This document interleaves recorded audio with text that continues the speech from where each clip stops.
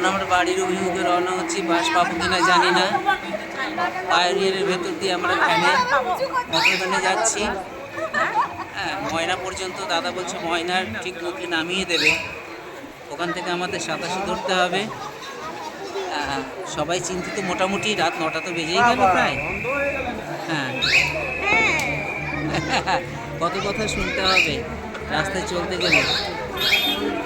Driver যদি অন্ধ হয়ে যায় তাহলে আমরা কি করব? আমরা তো পথই চলে। বন্ধুরা, আমরা ঠাকুর দেখেছি, খুব ভালো দেখেছি, খুব আনন্দ করেছি, খুব খাওয়া দাওয়া করেছি। হ্যাঁ, এই যে আমরা মোটর ভ্যানে এখন। আসছে বছর আবার না, আসছে বছর আবার হবে না, জগদ্ধাত্রী পুজো আবার হবে কল্যাণগড়।